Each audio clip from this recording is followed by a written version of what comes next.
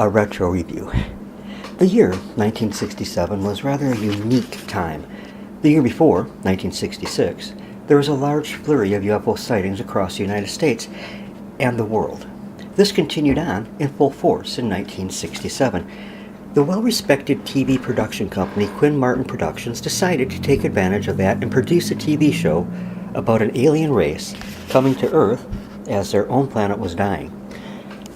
Now, that's not an original idea anymore. It's been done time and time again on TV and movies, but then it was unique and pretty original.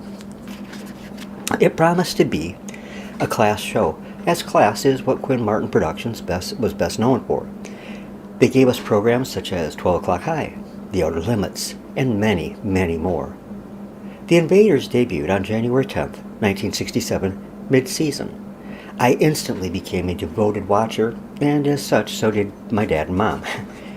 It was a show I never missed, as the UFO flap in our country was always in the papers and often on network television news, and for some reason UFOs terrified me.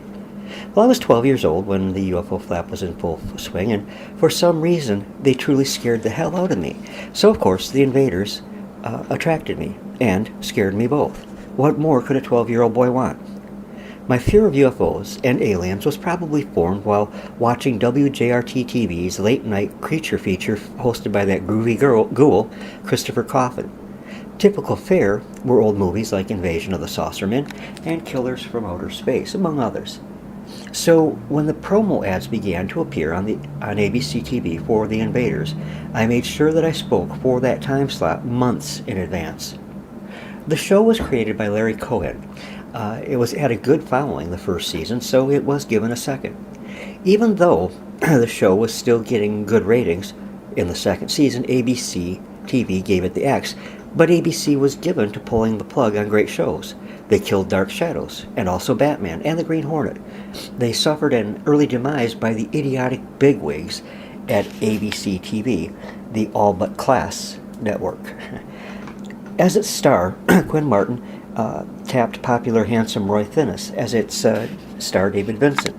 David Vincent was an architect who inadvertently stumbles upon an invasion plot by aliens from another world, and the invasion was already well underway. Vincent becomes obsessed with revealing their presence and stopping their nefarious plans. However, most people were skeptical, but as the show went on, he did make a few allies. For example, in the episode The Innocent, he is befriended by a USAF intelligence officer. Others who hopped on the bandwagon included a police officer in Genesis and The Spores, a NASA bigwig in Moonshot, as well as others. The supporting cast featured well-known actors as well as up-and-coming actors.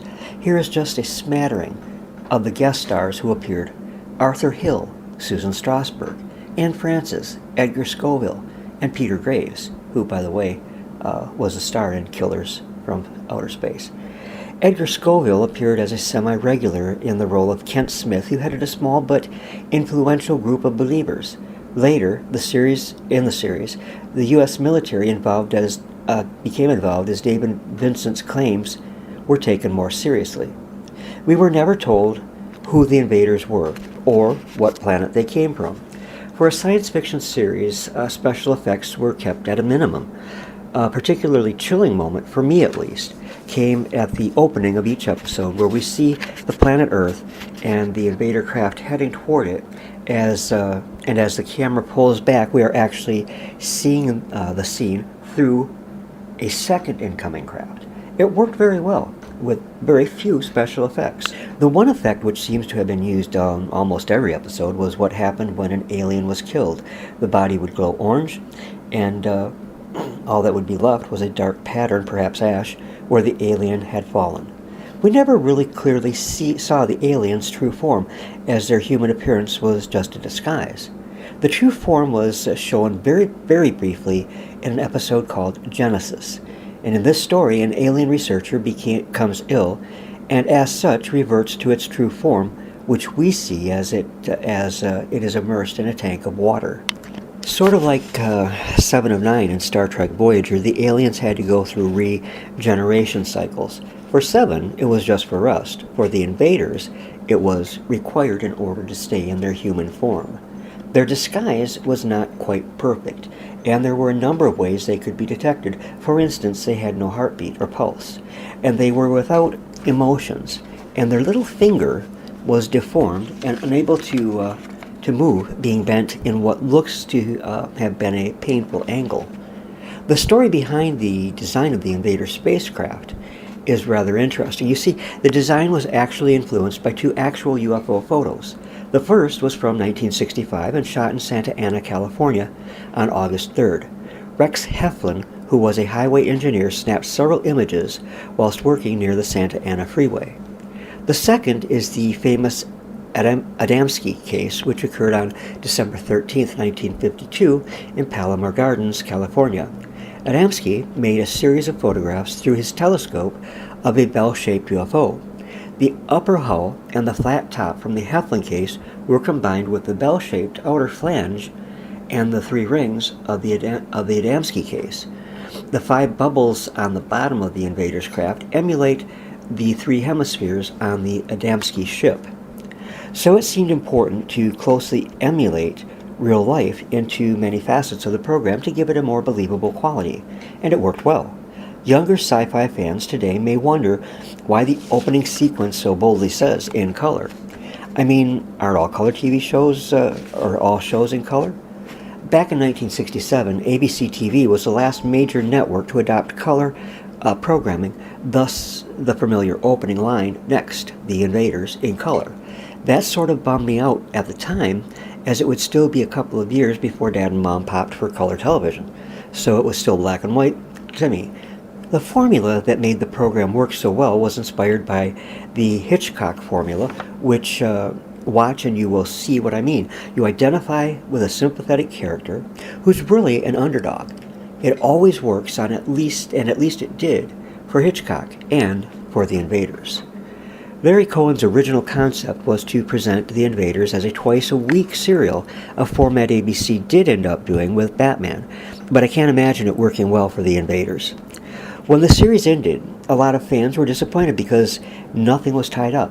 All the loose ends remained unexplained. Like with Gilligan's Island, we were left wondering everyone's fate.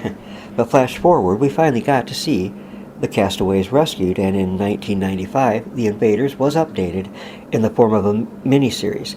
They even gave Roy Finnis a small role. But the miniseries starred Scott Bakula as Nolan Woods, and also featured John Boy Walton, Richard Thomas.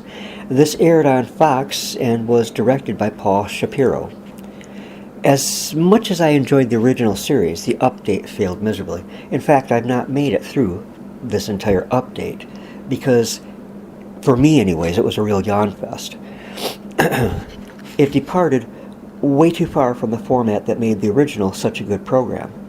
Though it's a bit off topic, I just want to mention that Roy Finnis, a few years earlier, in 1991, played the prominent role of Roger Collins in another update of a 1960s TV series which I loved, Dark Shadows.